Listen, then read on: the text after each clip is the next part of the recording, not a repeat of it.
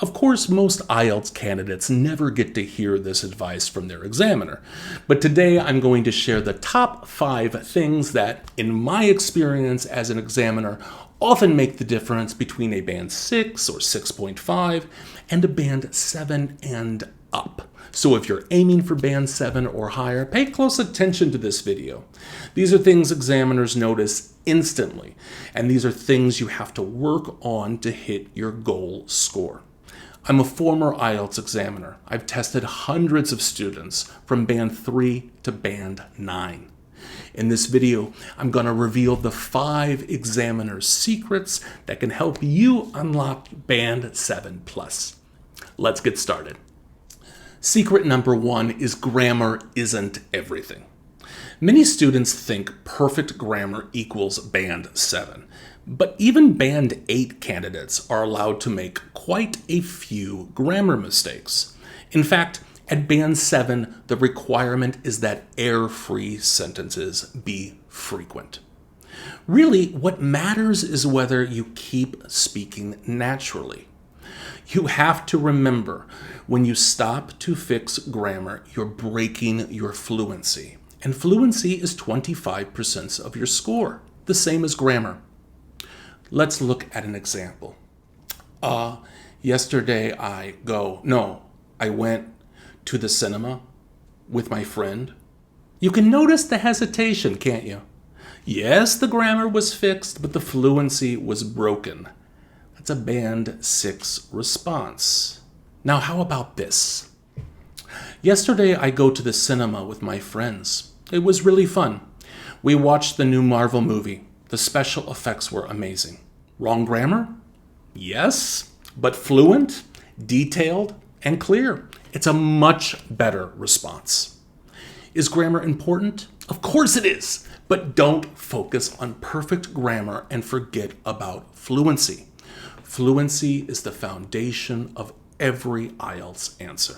So here's the lesson. Don't freeze to fix grammar. Keep talking. Keep developing your answer. Small mistakes won't kill your score, but hesitation absolutely will. Secret number 2 is that examiners want extended answers, not one-liners. Even more, if you want to get a band 7 or higher, examiners need you to give extended answers. It doesn't matter how good your skills are if you are not speaking. If you only give one sentence, you're stuck at a band 5 or 6. Let's see 2 examples. Do you like reading? Yes, I like it. Yes, I really enjoy reading, especially in the evenings before bed. Recently, I've been reading historical novels because they help me learn something new. You can see the difference. But don't make the mistake that extending your answers is just about throwing as much English as you can at the examiner. Extended answers doesn't mean rambling. They mean adding reasons and examples. A framework you can use is my 3S+1 method. State your answer, support it with a reason, share an example, and speak naturally. Do this every time in part 1, and I guarantee that you'll stand out immediately. Before we continue, sometimes it's hard to grade yourself. So if you want to check your own speaking weaknesses, comment free down below, and I'll send you my free IELTS Speaking Self-Assessment Checklist. It highlights exactly which areas you need to improve: fluency, vocabulary, grammar, pronunciation, so you can focus your study and stop wasting your time. Let's move on to number 3. Secret number 3 is the vocabulary doesn't mean using big, fancy words. So many students I meet love to study and use the biggest, most academic or scientific words they can think of. But here's the thing. Examiners reward precision, naturalness, and an awareness of how words are used. For example, the movie was rollicking versus the movie was hilarious. The first one uses a very advanced word, but it's very unnatural.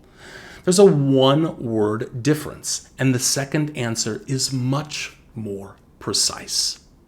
I've seen students try to force words like rollicking, ameliorate, utilize.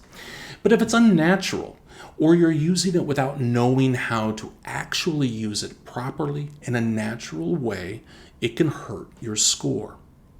So here's the rule. Don't aim for big, aim for exact. That's what examiners need to give you a high score. Secret number 4 is intonation matters more than accent. You don't need to sound perfectly British or American to get a band 7+. So many of my students tell me they want to get rid of their accent. Well, the IELTS is an international test, and even at band 9, you're allowed to have an accent. You need to be intelligible, understandable, clear, and engaging, and that's where intonation comes in. How about these examples? I went to the park and it was really nice. I met my friends and we had a great time together. I went to the park and it was really nice. I met my friends and we had a great time together. Same words, same answer, completely different impression when I hear them.